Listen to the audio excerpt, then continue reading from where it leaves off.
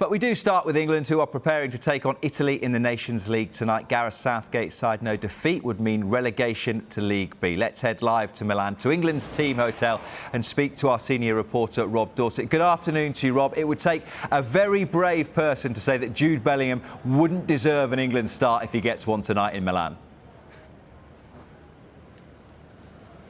Yeah, you're absolutely right. It'll be a big moment for him, won't it?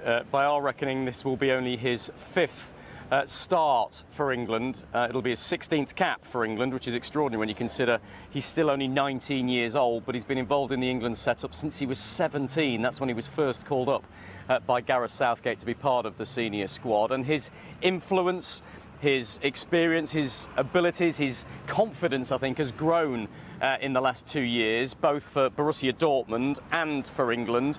And his form for Dortmund demands that he starts, in truth.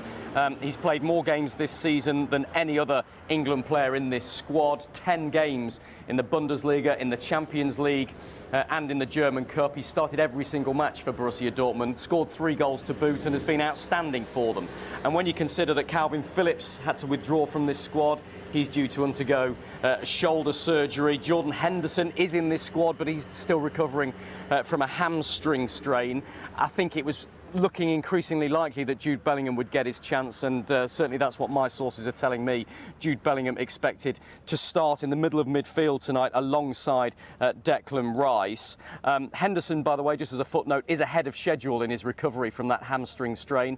Whilst he won't play any part tonight, we do expect him to be involved in some capacity, depending on how he gets on in the next couple of days, in the huge game against Germany at Wembley in the Nations League on Monday night. A lot of speculation, Rob, about the international future short-term of Harry Maguire, given the fact that he's been a peripheral figure for Manchester United this season. But would you expect him to start tonight as well?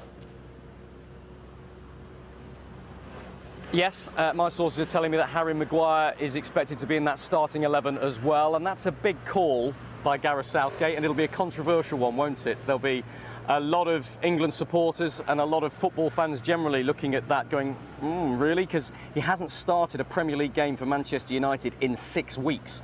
And since he was dropped by Erik ten Hag, you have to say that in Rafael Varane and Lisandro Martinez, Manchester United have looked very good at the back and their form has turned around. So it may be very, very difficult for Harry Maguire to win his place back in that Manchester United starting 11. He's cut a pretty forlorn figure in the Manchester United stands, hasn't he? But that's his club form, and I think you have to hold that distinct from his international form. Certainly Gareth Southgate does, and whilst Southgate has said it's not ideal, of course, that Harry Maguire is playing so little for his club right now, Southgate is keen to stress that Maguire is an important player for England, and we know that, don't we? He was one of the first names on the team sheet in England's run to the last World Cup in Russia in 2018 and in the Euros when England made it all the way to the final the summer before last. So a key England player who's never let England down. He seems to hold his best form when he's playing for England, and he's a leader as well. It's significant that whenever we stand at St George's Park and watch England training, it's the two Harrys, Maguire and Kane,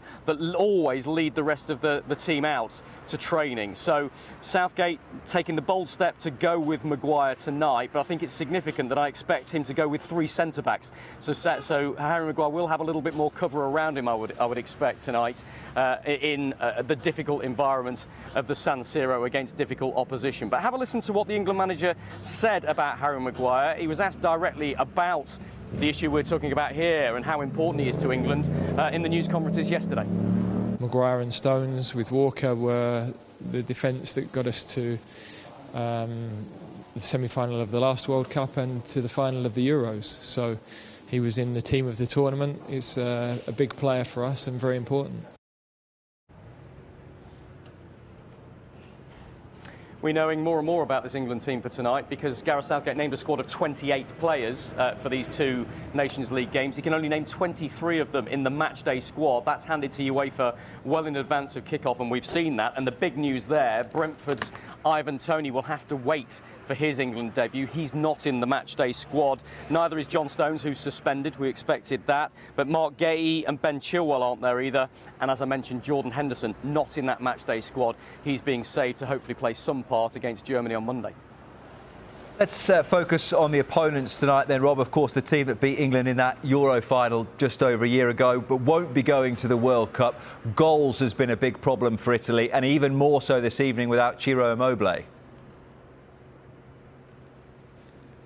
Yeah, absolutely. I mean, look, he's the only really recognised striker in the Italian squad, but we expect Ciro Immobile not to play tonight. He's picked up a hamstring problem, and the word we're getting from our colleagues at Sky Italy is that they don't expect him to feature at all. And as you say, goal scoring has been a massive problem for Italy. Look, they didn't qualify for the World Cup. One more goal against North Macedonia that they were desperately chasing would have seen them go through to Qatar, but they couldn't manage it. And Immobile is an interesting one because his record for Italy isn't great, 15 goals in 55 internationals, but his record for his club is extraordinary. 32 goals last season for Lazio. He's their main man, and if he's not playing tonight, that does seem to blunt the Italian attack considerably, you have to say. Add to that the fact that Marco Verratti will be missing from their central midfield, we understand, as well, with an injury problem, and it is expected to be a weakened Italy side that Roberto Mancini puts out tonight. One Italian journalist described it to me as probably the weakest Italian side he's seen for years. Gareth Southgate wasn't buying that. He said Italy in the San Siro is always a formidable prospect. But you mentioned how important it is. It's really a battle between England and Italy to avoid relegation from Group A3. England need to win tonight and win by a 2-goal margin to go above Italy and take their place off the bottom of that Nations League group table. If England draw, they will need to beat Germany in that final game and hope that Italy lose to Hungary, which is no guaranteed thing. Otherwise, England will be relegated. So it's a real battle for them, a big old game for so many reasons, and we'll continue the build-up throughout the day on Sky Sports News live here in Milan. Rob, thank you very much indeed. Rob took you through a little bit of the team news for tonight from an England and an Italy perspective. One man who'll be hoping to feature for England is the new Men's Player of the Year for the 2021-22 season. And after a public vote, the man who has won that award is Arsenal's Bukayo Saka. So he's the winner of that award.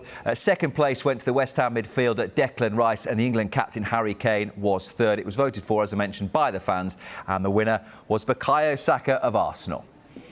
Well, Southgate's had an endorsement today from a former England teammate in Teddy Sheringham. The ex-Spurs and Manchester United striker thinks Southgate has all the pieces in place to challenge for a first World Cup win since 1966. I see England in a good place at the moment under our manager, Gareth Southgate. I think the players understand exactly what he wants from them as players. I think they're playing as a unit. I'm being told here, especially today, that there's too many defenders in the squad, but he's a cautious man by nature. He's a defensive man. I think he'll have looked into what is needed to win a World Cup, that they need consistency and stability with that flair chucked in as well. And I think that's what he's trying to get in his teams. You don't want to get knocked out by that flimsy goal that can be conceded by being too open. And if he's going to win the World Cup, there's going to have to be a lot of structure within that. But you have to have your flair as well to open teams up and win games. And I think he's getting the right players in the right mode to do that, to have a chance of winning the World Cup.